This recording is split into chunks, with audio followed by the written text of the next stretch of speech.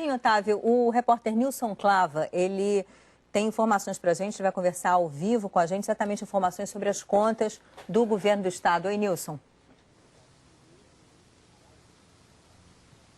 Boa tarde, Leila. Boa tarde, governador. Boa tarde a todos. Olha, a informação é que o governo federal determinou o bloqueio de 170 milhões de reais das contas do governo do Rio de Janeiro, porque o Rio não vem conseguindo cumprir o pagamento dos empréstimos feitos junto à União, né? A gente lembra que o governo vem com muitas dificuldades para fazer esse pagamento. A expectativa dos bastidores é que essa conta seja liquidada até quarta-feira. Mas enquanto isso não acontece, o governo do Rio de Janeiro fica proibido de pagar fornecedores, por exemplo, até que esse valor seja alcançado nos cofres, valor de 170 milhões de reais. Por que esse valor é importante? Porque o governo do Rio de Janeiro já estourou aquele limite estabelecido pela Lei de Responsabilidade Fiscal. O que diz essa lei?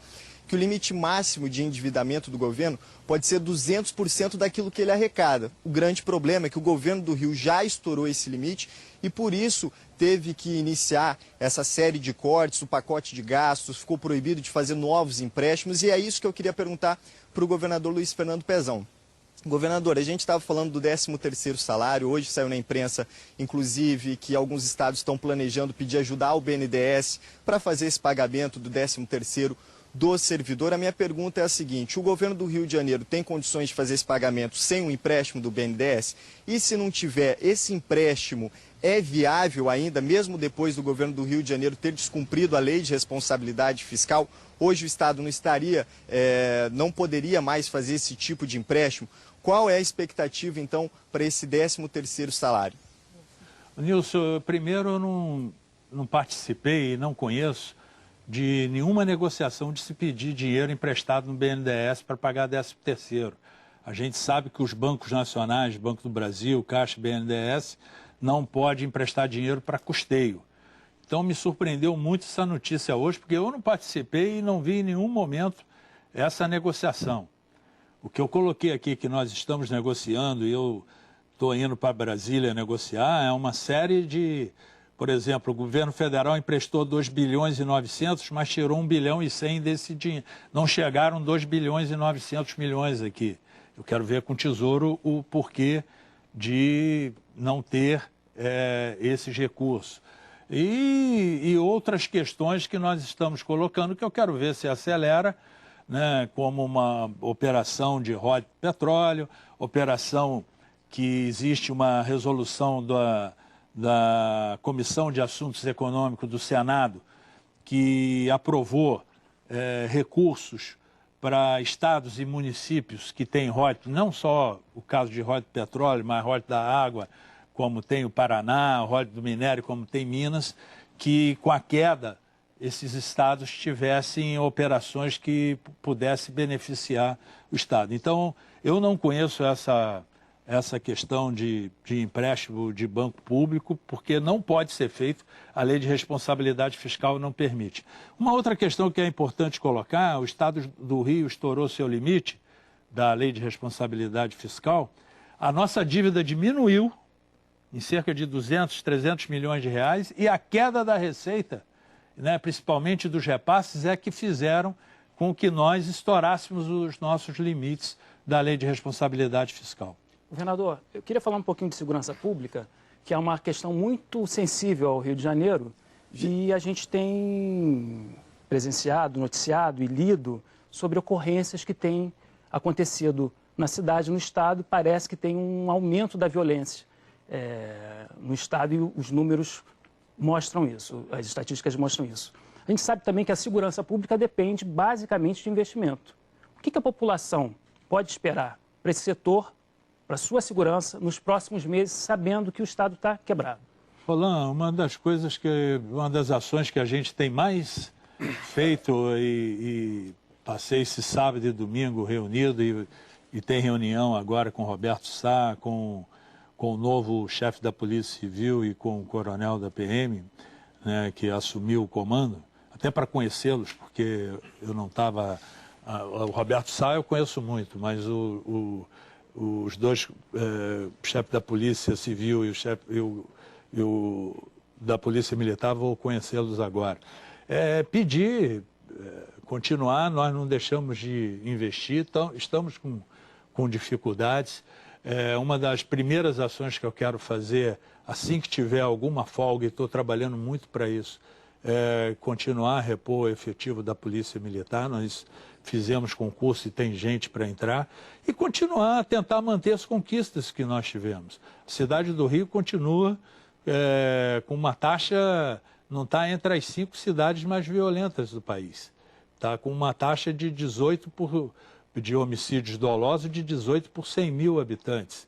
Quando nós assumimos o governo, né, era quase 41 por 100 mil habitantes. O que a gente quer fazer é se abaixa essa taxa e continue a priorizar a segurança pública como nós sempre priorizamos ao longo desse... Eu trabalho muito, né? As pessoas não gostam, acham que eu sou muito otimista. Né?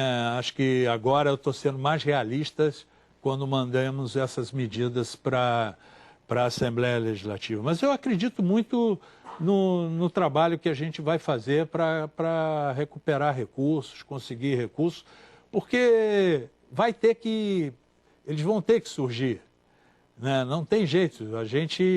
Os estados e as prefeituras não podem continuar do jeito que estão. E o dinheiro, inclusive da legalização do dinheiro, recursos brasileiros no exterior, estados também vão brigar por um naco, é isso? Não, nós estamos indo porque tem uma parte, isso beneficia pouco o estado. Porque o critério de distribuição desses recursos é um critério de repartição pelo Fundo de Participação dos Estados. O estado tem o segundo pior índice porque eles beneficiam mais os estados do Nordeste, do Centro-Oeste. Rio e São Paulo são muito penalizados com essa distribuição. São os que mais contribuem e os que menos recebem dinheiro de volta. Mas hoje, qualquer dinheiro que pinga no caixa do estado é uma tsunami. Então, é importante porque a gente está lutando pela multa que só ficou com o governo federal. A presidenta Dilma tinha vetou, mas o Congresso não derrubou esse veto. Então, os estados entraram no STF e amanhã tem uma reunião com a ministra Carmen Lúcia, onde os governadores vão fazer isso. Governador, o senhor está se mostrando obcecado por cada centavo e assim tem que ser, que entre no cofre do Estado. Então, falar em eficiência de gasto, enquanto o senhor esteve afastado de licença médica, 2 notícias chamaram a atenção. Uma, que fornecedores do Estado, eles ao mesmo tempo, fazem negócios públicos com o Estado, compram sêmen de boi do presidente da Alerj, Pisciani, que é um dos líderes do seu partido, negócios públicos e privados. Enquanto o senhor era o secretário de obras, estava ali defendendo o contribuinte com a empreiteira ali para obras, o empreiteiro estava dando um anel de brilhante para o governador Sérgio Cabral, outro líder. Sem falar no Eduardo Cunha, que está preso porque, segundo a denúncia, teria montado um balcão de negócios em negócios públicos, inclusive com obras aqui no Rio de Janeiro. Que isso não atrapalha o senhor? O senhor não acha que isso fica difícil em lutar por cada centavo no cofre com essa mistura que o PMDB Fluminense faz de relações pessoais, de negócios pessoais, públicos e privados? Licitação de obra, a gente tem que obedecer os editais e são os menores preços. A gente tem que obedecer quem ganha a licitação e todas essas obras foram aprovadas até hoje pelo Tribunal de Contas. O que não foi está sendo julgado e apurado. Agora, cada caso desse que você colocou, isso é pessoal da pessoa, elas já se defenderam, já falaram e longe de mim, Otávio, ficar aqui julgando as pessoas. Mas como governador, o senhor não teria que julgar, mesmo politicamente, isso atrapalha ou ajuda na gestão do... Eu acho que tem que se dar o direito das pessoas se defenderem e se explicarem. Eu passo por isso e falo com muita tranquilidade, porque eu entrei logo na primeira delação do Paulo Roberto da Lava Jato. E eu nunca vi o Sérgio pedir aquilo que ele falou com ele de ajuda para a campanha. Tive a minha vida aberta, né? A Polícia Federal investigou toda a minha vida, pediu o arquivamento, fez todas as apurações que o Ministério Público pediu, e está lá para ser arquivado pelo Ministério, pelo STJ. Então, eu tenho muita tranquilidade nisso. Eu acho que tem que ter transparência total, se apurar quem deve ser punido. Agora, cada um se responsabiliza pelos seus atos. Eu tive até o cuidado de citar 2 casos em que eles mesmos admitiram. O governador Cabral admitiu que recebeu o presente do empreiteiro e o Pisciani admitiu que faz negócios com empresas que prestam serviços também ao governo do Estado. A minha pergunta era simples. Atrapalha ou ajuda um governador? A gente segue. O governador, você bota lá, se ele tem o secretário de obras, como eu fui, ele faz lá seus editais, coloca e se submete. Hoje tem tanto órgão de fiscalização, tem Ministério Público Estadual, Federal, TCU, TCE, CGU, tem tanta tem muita coisa. corrupção, né? Mas aí está todo mundo combatendo aí. Ó, na nossa janela interativa aqui, o que a Fernanda mandou. Considerando que o pacote de maldades vai sofrer uma enxurrada de ações judiciais, qual é o plano B, governador? Nós não temos plano B. O parlamento é a casa certa para ser discutido. O Estado, o máximo que ele pode fazer é correr atrás dessas receitas extraordinárias que nós estamos correndo atrás, trabalhando. Eu espero conseguir securitização da dívida ativa, trabalhar os royalties do petróleo. Falando em royalties, o Nilson tem mais uma perguntinha para o senhor sobre isso. Vamos lá, Nilson. Leila, porque na sexta-feira, quando foi lançado esse pacote, a gente antecipou aqui na Globo News outras medidas justamente para tentar aumentar a arrecadação do Estado. Venda da folha de pagamento, venda da dívida ativa, e uma dessas medidas era também a antecipação dos royalties que o governador já citou aqui nessa entrevista do Estúdio I. Minha pergunta é justamente sobre isso, porque o ex-governador Cabral, ele já tinha feito essa antecipação com os royalties até 2020, ou seja, ele recebeu o dinheiro desses royalties anteriormente e os royalties, o dinheiro que deveria entrar agora, hoje, no caixa do governo, parte desse dinheiro vai para os bancos que fizeram essa compra. Agora, essa é uma nova hipótese estudada pelo governo, fazer essa mesma coisa com os royalties a partir de 2020, ou seja, vender esses royalties a partir de 2020, receber esse dinheiro antecipado dos bancos e depois o dinheiro que entrar dos royalties ser repassado para esses bancos. Eu queria perguntar para o governador se isso não é tapar o sol com a peneira e também se isso é responsável porque você acaba atingindo o mandato de um outro governador, porque se você pensar depois de 2020 é um período longo, né, um prazo longo. Como ele analisa isso e qual é o peso, né? Porque se reclama muito no Rio de Janeiro, olha, a gente depende muito do royalty, o preço do barril está lá embaixo, mas qual é o peso, se está fazendo falta esses royalties que hoje não estão sendo recebidos pelo governo do Rio, porque o dinheiro já foi antecipado lá na gestão do ex-governador Sérgio Cabral? Foram os mesmos recursos, Nilson, que o ministro Pedro Malan com o presidente Fernando Henrique, a mesma operação que o governador Garotinho fez quando renegociou a dívida do Estado, que permitiu esses royalties foram todo antecipado para pagar a dívida do Estado. O dinheiro ele não entra no cofre do Estado, não, ele vai direto para o Fundo de Previdência Pública. Quando a gente antecipa esses recursos, ele vai direto para o Rio Previdência. Ele não passa nem pelo Tesouro do Estado. Então, são operações de mercado.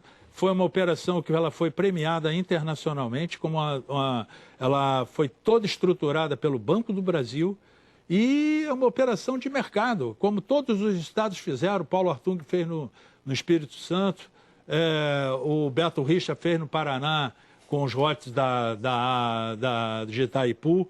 Então, é uma operação que é de mercado. Eu não estou pedindo nada diferente de que outros governadores e de que outros gestores dentro do país realizaram.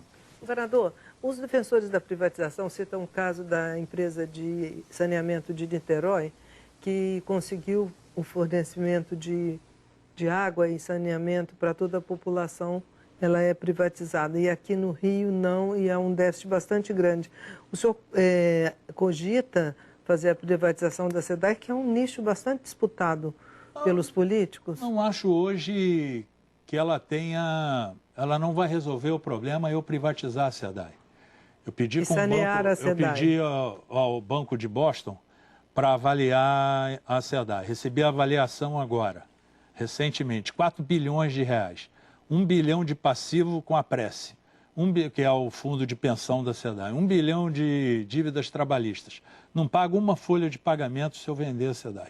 Agora, a SEDAI hoje, ela está saneada, pagando dividendo para o Estado. Pode falar que ela poderia pagar mais? Poderia pagar mais. Tem que melhorar. Mas está colocando hoje universalizando a água na Baixada Fluminense. Ela virou uma empresa tão capaz, uma empresa que teve gestão do ex-presidente Wagner Victor, que a gente pôde ir à Caixa Econômica e pegar 3 bilhões e 200 milhões de empréstimo. Ela tem rating hoje das agências de risco. E nós estamos colocando água na Baixada Fluminense toda, universalizando a água. Uma dívida antiga que nós temos. Como é que está o percentual aqui? E o saneamento, a gente tem dívidas hoje com a população, principalmente mais carente dos complexos de favela, que nós estamos lançando agora uma PPP para botar esgoto na Rocinha. São 28 comunidades onde a SEDAI está fazendo parceria com o privado. E queremos fazer a parceria também com o privado para levar o esgoto para a Baixada. Então, é uma empresa hoje que, se eu vender, eu posso trabalhar com um pouco de ações, onde a gente quer securitizar junto com os royalties de petróleo, junto com a dívida ativa, 40%, 35%, 45% das ações. O Estado é dono de 99%. Agora, eu não posso queimar um ativo. Marconi Perillo foi tentar vender a CELG, a Companhia Estadual de Energia Elétrica, botou no mercado a 2.800. Já está em 1.800 e não conseguiu vender. Não é o momento de se vender ativos. Eu não vou penalizar uma empresa que está hoje colocando a grande dívida social que ela tem de colocar água dentro da Baixada Fluminense, que é uma vergonha para todos nós. Governador, a gente já falou desse assunto aqui e entra no capítulo do tostão que o Otávio citou, que é a questão dos restaurantes populares. É tostão se a gente olha para a conta, mas não é tostão na vida das pessoas que dependem desses restaurantes para fazer, muitas vezes, sua única refeição no dia. O repórter Luciano Cabral foi a uma dessas unidades, foi a um desses restaurantes. Ele conversou com muitos aposentados, então, como eu disse, que tinham nesse local a única opção para se alimentar. Vamos ver a reportagem. Não houve fila, mas fome teve. Vai fazer falta para muitas pessoas que necessitam e precisa desse pratinho de comida por R$2. A limpeza hoje não era para preparar o refeitório. Vai abrir hoje? Não, nem hoje, nem nunca mais. O trabalho era para devolver o prédio ao governo. O governo não paga a empresa não vai trabalhar de graça para ninguém. Ficou a esperança de quem não queria ir embora sem comer. Eu sou sozinha e Deus, né? Deus veio, eu venho sempre aqui. E sinto bem, como vou embora para casa. Aposentado, seu Edgar ganha só um salário mínimo. Se fechar aí não tem mais jeito, sabe? A gente vai passar fome. São 15 restaurantes populares no estado, 8 só na cidade do Rio. Os que fecharam hoje serviam 7.500 almoços por dia. O governo quer que todos sejam municipalizados como parte das medidas do pacote de ajuste. A economia seria de 57 milhões de reais por ano. A Prefeitura do Rio até assinou um termo de cooperação para assumir as despesas com parte das empresas responsáveis pelos restaurantes. Só que o Estado pediu que fosse incluído nesse acordo um prazo até dezembro para municipalização e disse que nunca recebeu de volta esse documento com prazo. No meio da burocracia, até hoje, nenhum repasse foi feito. A dívida do Estado com as 10 empresas dos restaurantes passa de 22 milhões de reais. O fornecedor que parou hoje continuava prestando serviço com a promessa de receber 6 milhões em setembro, mas diz que o dinheiro não veio. O jeito para seu Carlos foi voltar para casa de barriga vazia. Eu estou sem almoçar já há vários dias porque meu dinheiro não dá, meu dinheiro acabou. Olha, a Prefeitura do Rio informou que desde setembro, quando ofereceu auxílio para manter os 8 restaurantes populares da cidade, enviou a minuta de convênio para o governo do estado, mas que ainda não recebeu o documento de volta para poder fazer o pagamento. Governador, a gente está caminhando para o fim aqui da nossa conversa. Mais uma vez eu agradeço a presença do senhor. Queria saber o que o senhor tem a dizer a cidadãos do Rio de Janeiro, como o seu Carlos, que estava esperando ali o restaurante para fazer a única refeição e não tem perspectiva, e emendar uma pergunta que é a seguinte: essas medidas tão duras que vão cortar o rendimento de muitos cariocas, de muitos fluminenses, e que vai, inclusive, aumentar o ICMS de uma série de setores, e se isso não pode, talvez agravar a situação do Rio, uma vez que vai ter muita gente consumindo menos e talvez até empresa com mais dificuldade de fazer investimento aqui no Estado? Primeiro, eu vou resolver hoje, quando voltar, essa questão. A informação que eu tinha recebido é que o documento tinha voltado imediatamente para a Prefeitura do Rio. Em relação aos restaurantes? Aos restaurantes populares. A questão das medidas foi o caminho que nós achamos. Eu discuti, mesmo na minha interinidade dentro de casa, eu discuti com os maiores especialistas do país essas medidas que nós tomamos. Se aparecer dentro do parlamento, que é o fórum, né, certo para ser discutido, se aparecerem outras medidas, se acharem outras medidas que não penalizem a toda a população do Estado, eu as aceito de bom grado. Agora, nós não vamos fazer essa travessia, né, não cortando na carne. Infelizmente, é doloroso. Eu estou lutando ao máximo para manter o funcionalismo em dia, foi sempre a nossa prioridade. Não se faz gestão de caixa numa crise como o Estado do Rio está, né? Isso só está ocorrendo aqui no Rio de Janeiro, esse sequestro de recursos por parte do Poder Judiciário. Numa crise, quem tem que saber o que é prioridade é o gestor que está ali. Não é o juiz de primeira instância que tira o dinheiro da boca do caixa, dos cofres do Estado. Eu, por exemplo, vou te dar um exemplo. Eu não posso usar o dinheiro do corpo de bombeiro, da taxa de bombeiro, para pagar funcionário. E arrestaram recursos nossos da taxa de bombeiro para pagar seus funcionários. Eu não posso usar dinheiro do Banco Mundial que vem para uma obra do BID para a despoluição da Baía de Guanabara para pagar funcionário. Foram arrestados dinheiro dessas contas. Então, eu não sou de transferir responsabilidade, a responsabilidade é minha, né? Eu vou enfrentá-las da melhor maneira e na maior altivez, aceito o debate, sempre recebi todos os sindicatos, vou continuar recebendo, aceito sugestões de todos. Agora, não vejo como a gente enfrentar uma crise dessa e ver um cidadão como esse, né, eu que fiz a minha campanha usando os meus pais que são aposentados, você não imagina como me dói e como me frustra tomar medidas como essa. Eu não estou fazendo isso com alegria. Agora, não vejo um outro caminho hoje, se não tiver mecanismos, se não forem dados mecanismos para o Estado governar, dificilmente a gente sai dessa crise sem tomar essas medidas. Se tiverem, porventura, as outras, estou à disposição. Governador, muito obrigada. Lembrando que a situação do Rio de Janeiro não é diferente de vários outros estados no Brasil. Então, a gente conversou com o governador Luiz Fernando Pezão, mas acho que dá um quadro aí, a dimensão do que a gente tem no Brasil, né, em vários estados. Hoje mesmo no Globo aí, também outros com dificuldade para pagar 13º, então não estamos sozinhos nesse sentido. Muito obrigada mais uma vez pela sua presença aqui conosco. Obrigada, Cris, pela participação. Roland também, Roland Janotti do Globo, pela sua presença aqui com a gente. Vamos para o intervalo, daqui a pouco a gente volta.